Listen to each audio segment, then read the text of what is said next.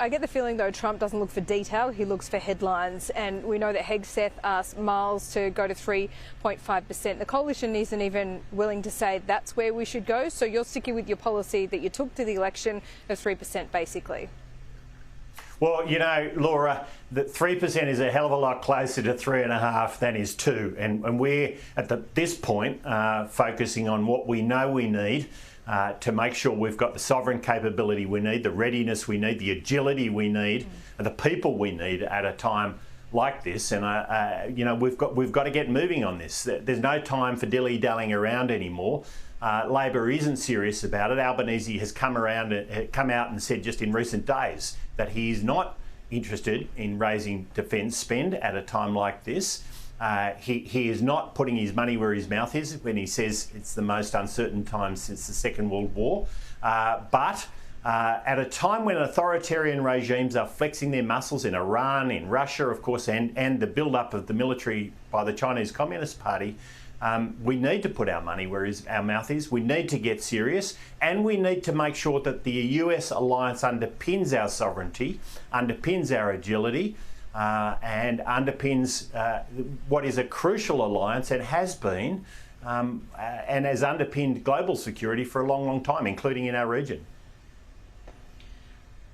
Well, Penny Wong's here at the moment. She'll meet with Marco Rubio tomorrow. There's a lot of focus on the 9th of July, which is his deadline to get rid of the tariffs that have been imposed. Now, Australia has a tariff of 10% on goods coming into America. But once this deadline rolls around, that might actually be a winning position. How will you gauge success? If we have got 10%, by the time July 9 rolls around, and you've got other countries like Japan with 25 or 35, couldn't we chalk that up as a win? Well, Laura, I mean, having tariffs imposed on Australian exports, I don't know how you chalk that up as a win, frankly. I mean, I think... But the bigger issue here is that we can't even get our Prime Minister into a meeting with the President of the United States. He's more interested and more able to get a meeting with the President of China than the President of the United States. Now, this alliance has underpinned our security, our economic prosperity for a long, long time, Laura, and our Prime Minister can't even get a meeting with the President of the United States. So we've got to get serious about this, whether it's on the economic side, the trade side, on the national security and defence side. We've got to get serious about it. But it seems to me that the Prime Minister has never had any great love for the US alliance. He can't get a meeting, and why does it matter so much? Well, it matters because this is an alliance that's underpinned our security in our region for 70 years, and it's critical to our economic prosperity. They're wanting to impose tariffs. So we've got to have frank discussions of friends who don't always agree, but who have stood alongside each other in every war.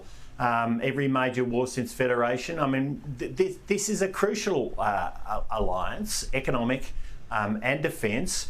And the truth of the matter is, whether Anthony Albanese likes the US president or not, the alliance is bigger than that. But it seems to me he's more interested in his meetings with the President of China than the President of the United States.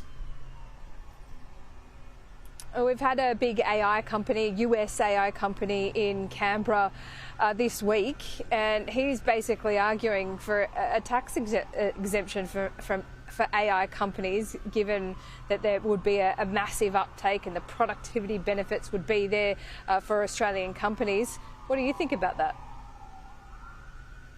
Well, I'm not sure. I haven't seen that proposal, but you know, at face value, on instinct, providing a tax break for AI right now is not where I'd be focused. I think AI uptake is happening very quickly, independent of any tax breaks.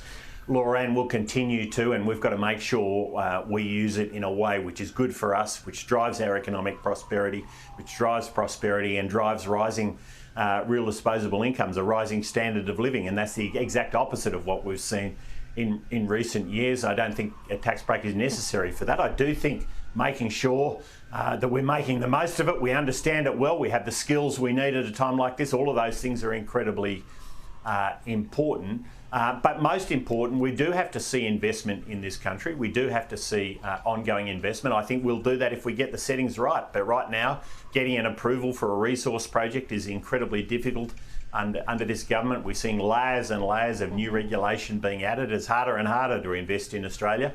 We've got to make it easier. Angus Taylor, great to talk to you. Thanks so much for your time. We'll see you soon.